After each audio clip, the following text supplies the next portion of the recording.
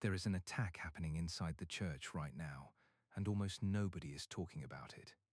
It does not look like sin. It does not feel like rebellion. It does not come with fire or thunder or some dramatic moment you can point to and say, "That was the day the enemy attacked me." No, this attack is quiet. It is patient. It moves slower than a season change, and by the time most Christians notice it, it has already taken root so deep inside their heart that they mistake it for personality.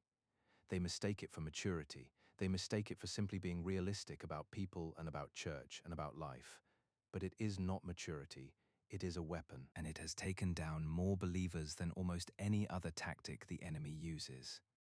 Stay with me for the next few minutes, because I am going to walk you through exactly what this attack looks like, how it starts, how it grows, and more importantly, how you find out if it is already living inside you right now today, without you even knowing it. Here is the uncomfortable truth. Most people picture spiritual attack as something loud, temptation toward addiction, a sudden financial collapse, sickness, a marriage falling apart overnight. Those things are real and they are painful, but they are not actually the enemy's favorite weapon. His favorite weapon is something far more subtle, something that slips past your guard precisely because it never announces itself as an attack at all. It disguises itself as being hurt. It disguises itself as being wronged. It disguises itself as simply protecting your heart from people who let you down.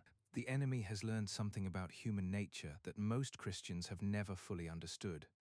He does not need to make you sin in some dramatic, obvious way. He only needs to offend you just once, just deeply enough, and then step back and watch what you do with that wound. Because what you do with an offense will determine whether you spend the next 10 years walking closer to God or the next 10 years quietly drifting further and further away while still telling yourself you are fine. This is the attack of offense, and it is one of the most dangerous spiritual weapons that exists, precisely because it feels justified every single time. Think about that for a moment. Nobody sits down and thinks, "Today I'm going to become bitter and cold toward God and toward people." Nobody plans it. It happens because someone genuinely hurt them. A pastor said something careless. A close friend betrayed a confidence. A spouse broke a promise. A church community turned its back during the hardest season of someone's life, right when they needed people the most. These wounds are real. The pain is real. Nobody is saying the hurt did not happen or that it did not matter. But here is what almost nobody tells you.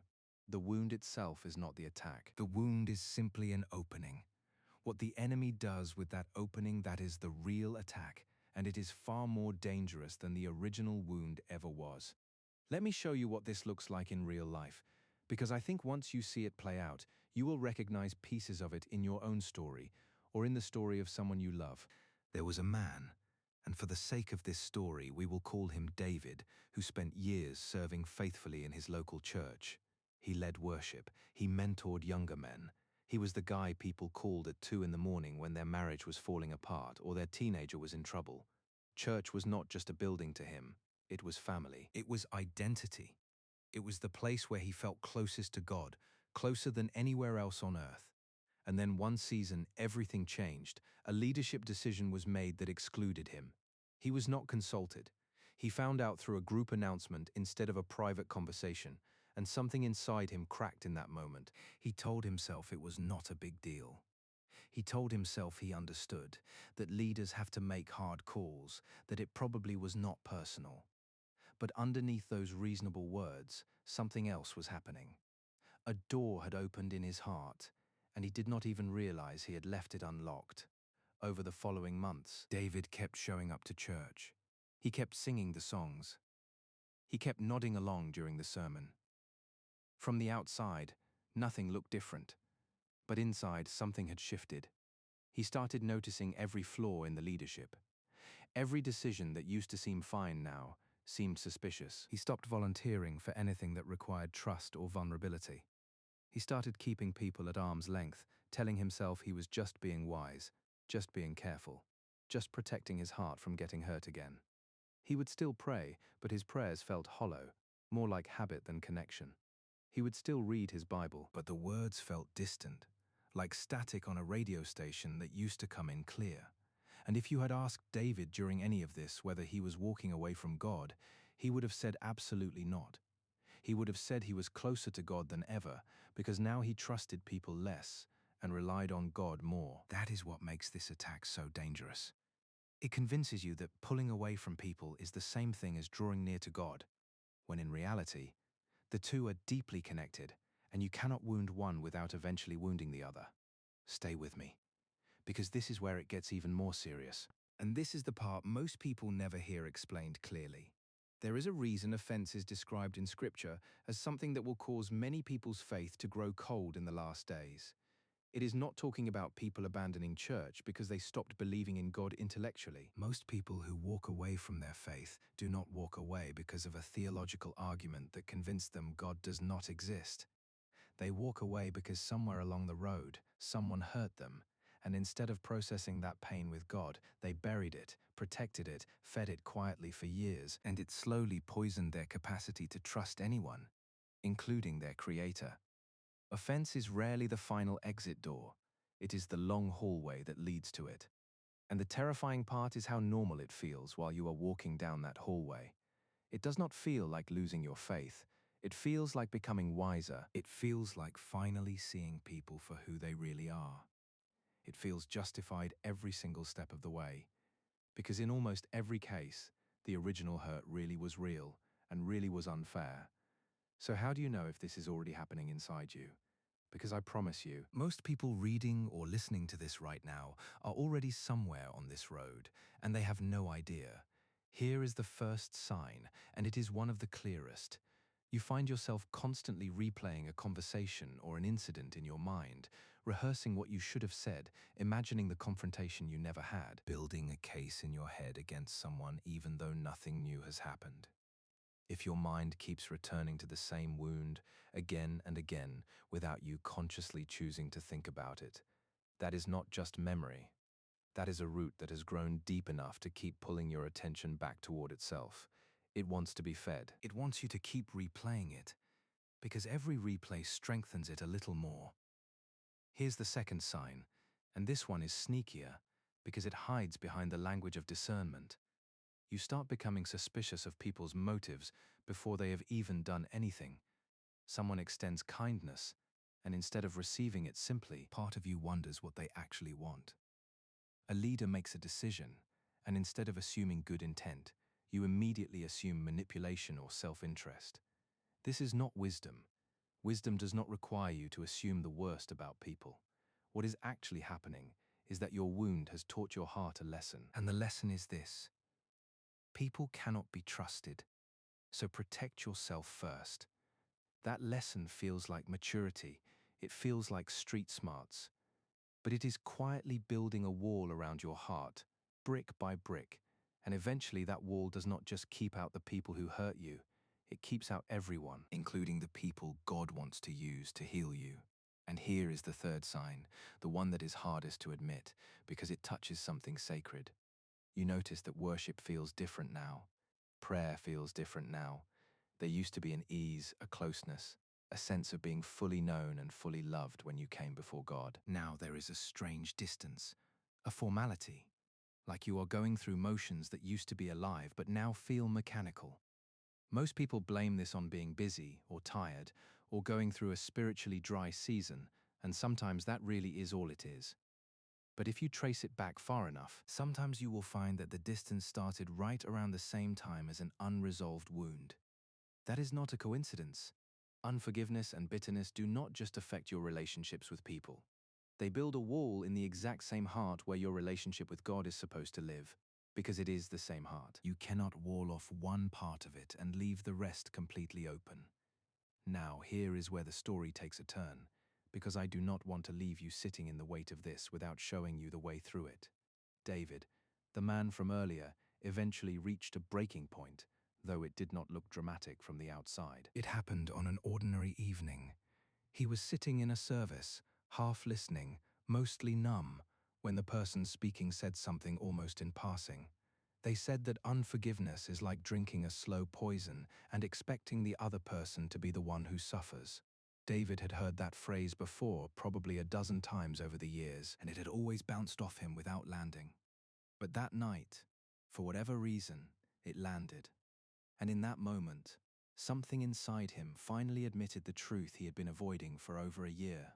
He was not just being cautious, he was not just being wise, he was bitter.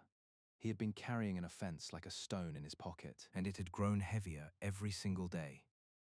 And he had gotten so used to the weight that he had forgotten what it felt like to walk without it. That night, David did something most people never do. He did not just feel convicted and move on. He actually named the offense out loud, to God specifically. Instead of vaguely praying for a better attitude, he said the actual words. I was hurt when I was excluded. I felt disrespected and unseen. I have been punishing people in my heart ever since, including you, God, even though you were not the one who hurt me. And then he did the hardest part.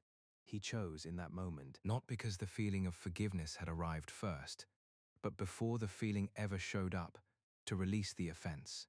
He told God he forgave the people involved, even though his emotions had not caught up yet, even though part of him still wanted to hold on to the justification for being hurt. Forgiveness, it turns out, is not a feeling you wait for. It is a decision you make, and the feeling usually follows weeks or months later, sometimes so gradually you do not even notice the exact moment it arrived. But here is what nobody tells you about this part of the story, and this is important, so listen closely. The moment David chose to forgive did not immediately fix everything. His relationship with that specific leadership team did not suddenly become close again. Some of the people who hurt him never apologized, never even acknowledged what happened. Forgiveness is not the same thing as reconciliation, and it does not require the other person to do anything at all. What changed was not his circumstances. What changed was the door in his heart. It closed. The enemy no longer had access to that particular room, and slowly, over the following months, David noticed prayer starting to feel alive again. He noticed himself trusting people a little more easily.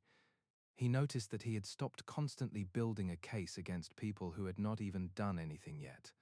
The suspicion faded, the replaying stopped, and the strange distance he had felt with God for over a year quietly dissolved, not because he tried harder to feel close to God, but because he had removed the very thing that was blocking the connection in the first place. Now, before we go further, I want to be completely honest with you about something, because this is where a lot of teaching on this topic gets it wrong. Forgiving someone does not mean pretending the hurt did not happen. It does not mean putting yourself back in a position to be hurt the exact same way again without any boundaries. Wisdom and forgiveness are not opposites. You can forgive someone completely and still choose not to trust them with the same responsibility again. You can release the offense in your heart and still have a healthy, cautious boundary with a person who has proven themselves unsafe. This is not about becoming naive. This is about making sure that the wound someone else caused does not become the tool the enemy uses to steal years of your life, your peace, your joy, and your closeness with God.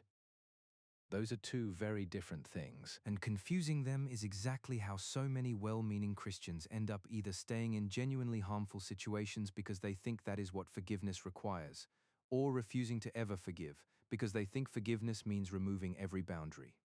Neither one is true. Let me pause here and ask you something directly, because I think this is the moment where this stops being a story about someone else and starts being about you.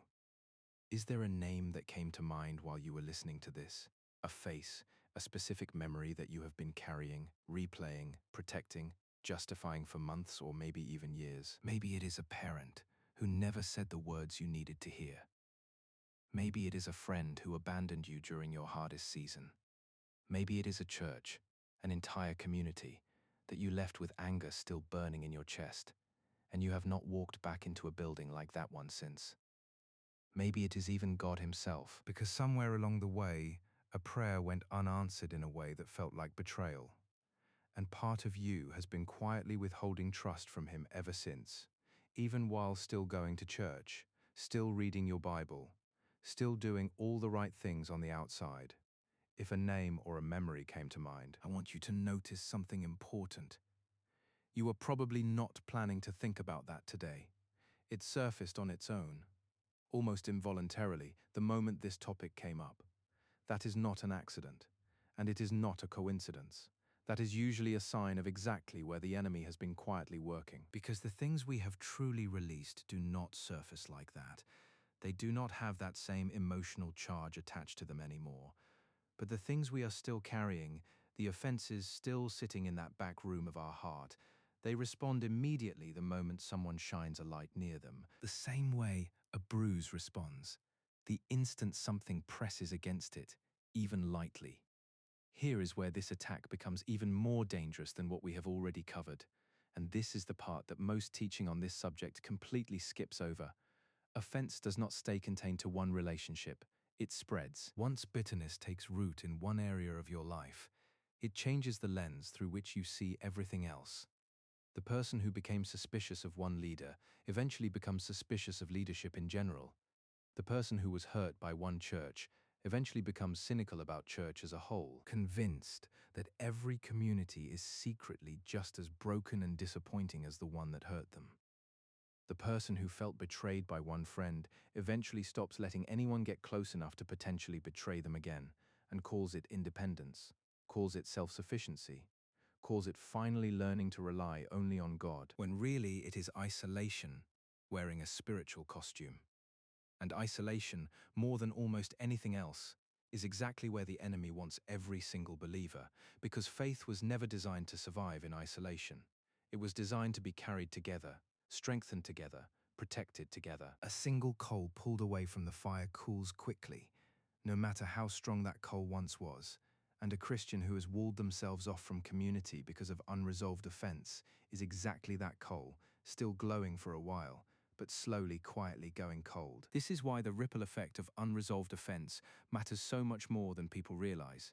It does not just affect the offended person, it affects their marriage, because bitterness toward one relationship almost always leaks into how someone treats the people closest to them.